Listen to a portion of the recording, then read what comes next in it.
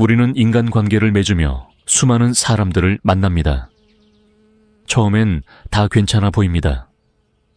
하지만 시간이 지날수록 어떤 사람은 함께 있을수록 편안해지고 어떤 사람은 곁에 있는데도 계속 마음이 상처받는 경우가 있습니다.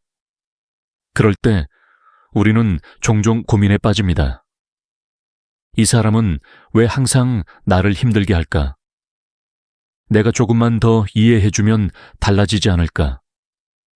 사람은 노력하면 변한다고 하잖아. 맞습니다. 사람은 변할 수 있습니다. 하지만 그건 본인이 진심으로 바뀌려 할 때 가능한 일입니다. 누군가를 억지로 바꾸려고 하다 보면 그 사람은 변하지 않고 오히려 내가 무너집니다. 특히 이런 말 들어보신 적 있을 겁니다. 성격 좀 고쳐라. 하지만 사람의 성격은 하루아침에 바뀌지 않습니다. 그 사람의 오랜 삶과 습관이 만든 결과이기 때문에 아무리 내가 조언을 하고 설득을 해도 듣지 않을 사람은 절대 듣지 않습니다. 더 안타까운 건 우리가 계속 참으며 상대를 바꾸려 애쓰다 보면 나 자신이 지치고 결국엔 상처만 남는 관계가 된다는 점입니다. 그래서 꼭 기억하셔야 할 말이 있습니다. 사람은 고치는 대상이 아니라 맞는 사람과 거리를 조절하는 것. 이게 바로 삶의 지혜입니다. 멀리 할 수 있는 사람이라면 과감히 멀어지는 것도 방법입니다.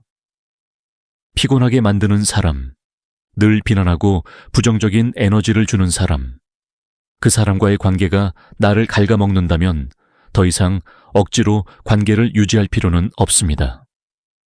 하지만 완전히 끊을 수 없는 관계도 있겠죠.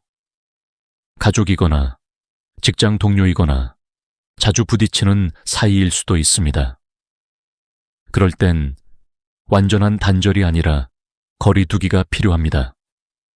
감정을 덜 나누고 기대를 줄이고 내 마음이 무너지지 않도록 스스로 선을 긋는 것.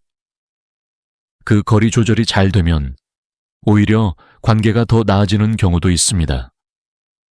내가 무조건 참거나 바꾸려고 하지 않기 때문에 상대도 조금씩 변화를 느끼게 되는 것이죠. 또 하나, 사람을 고치려는 마음엔 종종 내 기준이 강하게 작용합니다. 저건 아니잖아. 이건 이렇게 해야지. 하지만 내 기준이 언제나 옳은 건 아닙니다. 상대의 방식이 다를 수 있다는 걸 인정하는 순간 우리는 한결 덜 피곤한 관계를 만들 수 있습니다. 결국 중요한 건 누구를 바꾸려는 힘보다 나 자신을 지키는 힘입니다. 그리고 그 힘은 거리를 둘 줄 아는 용기에서 나옵니다. 사람은 고쳐 쓰는 게 아닙니다. 있는 그대로를 받아들이거나 내게 해가 되는 관계라면 그저 멀어지면 되는 것.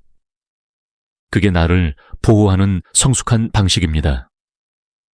오늘도 누군가로 인해 지치고 계신가요? 그렇다면 그 사람을 바꾸려 애쓰기보다는 내 마음을 먼저 지켜주는 선택을 해보시기 바랍니다. 당신은 바뀌지 않는 사람을 붙잡기엔 너무 소중한 사람입니다.